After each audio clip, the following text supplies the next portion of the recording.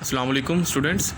Okay जी, आज हम बात करेंगे एमडी कैट इंग्लिश के बारे में कि इंग्लिश के लिए क्या गाइडलाइंस हो सकती हैं, क्या टिप्स और ट्रिक्स हो सकती हैं। इसके लिए इंग्लिश एक ऐसा पोर्शन है जो आपका मेरिट बना भी सकता है और उसे बिगाड़ भी सकता है।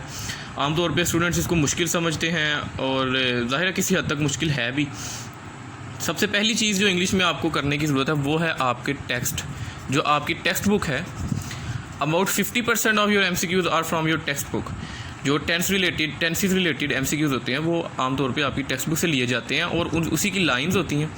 ठीक है, तो आपने टेक्स्ट को बहुत ध्यान से पढ़ना है, एक से ज़्यादा दफ़ा पढ़ना है। कुछ टीचर्स के टेक्सचुअल नोट्स भी मिल जाते हैं, उन टेक्सचुअल नोट्स को यूटिलाइज़ करें ज़्यादा से ज़्यादा।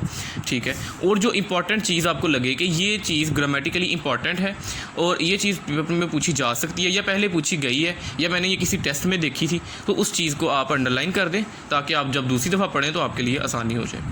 ठीक है, टेक्सचुअल नोट्स की तरफ खास ध्यान दें। इसके अलावा अगली चीज़ जो है वो ये है कि आपको टेक्स्ट में जो और चीज़ हेल्प करेगी बहुत ज़्यादा वो है प्रपोजिशंस क्योंकि एक डिफ़िकल्ट चीज़ है। There are a lot of exceptions in it.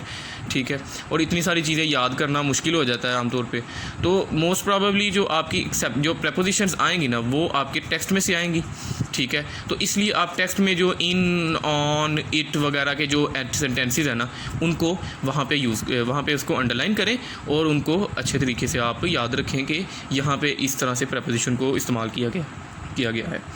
अगली चीज़ जो है आपकी ये है कि रूल्स सब टीचर्स लिखवाते हैं, सब स्टूडेंट्स याद करते हैं, लेकिन ऑलमोस्ट एवरी रूल है some kind of exceptions in it. आपने वो एक्सेप्शंस पे खास ध्यान देना है बिकॉज मोस्ट प्रॉबेबली आपसे एक्सेप्शंस पूछी जाएंगी और एक्सेप्शन से ही आपका मेरिट बनाया जाएगा। बाकी जो नॉर्मल रूल्स हैं वो सभी बच्चे कर लेंगे। ठीक है, जो मेरिट जिनसे बनता है वो आपकी एक्सेप्शंस हैं और इसलिए रूल्स की एक्सेप्शंस जो है ना ख़ास तौर पे याद रखें। फॉर एग्जांपल इसकी एग्जांपल मैं आपको इस तरह से देता हूँ कि आमतौर पे टू के बाद रूट फॉर्म का बोला जाता है कि टू के बाद रूट फॉर्म लगती है। ठीक है, लेकिन अगर यूज्ड टू हो जाए तो उसके बाद ING फॉर्म लगती है।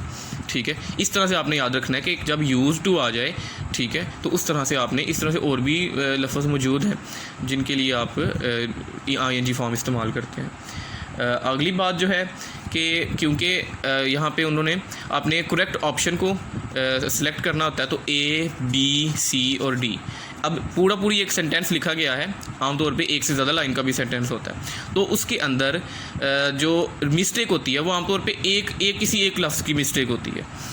तो आपने उस एक लफ्ज़ की वो जो मिस्टेक आपको मिल रही है उसको आपने अंडरलाइन कर लेना है और आपने उस ऑप्शन को क्रॉस कर देना है कि अब मैंने इस ऑप्शन को नहीं पढ़ना। अगर आप 100% श्योर हैं कि हाँ जी इस ऑप्शन के अंदर गलती है, ठीक है, और अब आपने उस ऑप्शन को नहीं पढ़ना और आपने उस जो मिस्टेक है उसको अंडरलाइन करके उस ऑप्शन को रूल आउट कर देना है। फिर आपने B ऑप्शन पर आना है। अगर आपको लगे कि B option could be the answer, ठीक है, लेकिन इस वक्त आपने मार्क नहीं करना, आपने C और D को पहले रूल आउट करना है और उसके बाद आपने B को सिलेक्ट करना है। अब फॉर एग्जांपल आपने B, A और D को तो रूल आउट कर दिया, अब आप B और C में कंफ्यूज हैं कि इस वक्त इसमें क्या आंसर हो सकता है।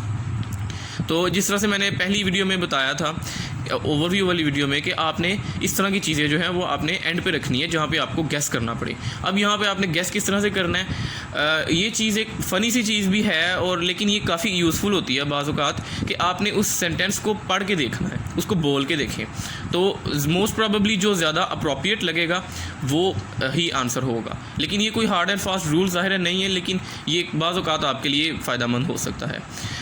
इसके अलावा आप उसका तर्जमा करके देख सकते हैं, उससे भी बाज़ औक़ात फ़ायदा हो जाता है। ठीक है, उसके बाद आपने जो अगली चीज़ आती है वो है सेंटेंस कंप्लीशन।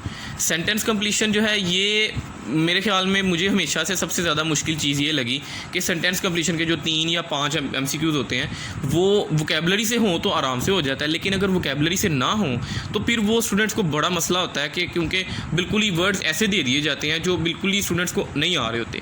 तो इसमें आपका लक है और इसमें बाज़ औक़ात आपको यहाँ पर भी टेक्स्ट जो है ना वो आपको हेल्प कर सकता है कि कई दफ़ा वो टेक्स्ट में से उठा के दे दिए जाते हैं। ठीक है, और इस वक्त भी आपने एक एजुकेटेड सा गेस देना है, जुमले को बोल के देखें, उसका तर्जमा करने की कोशिश करें। ठीक है, अगली चीज़ जो है वो ये है वोकेबलरी। वोकेबलरी मैं आपको नेक्स्ट वीडियो में बताता हूँ।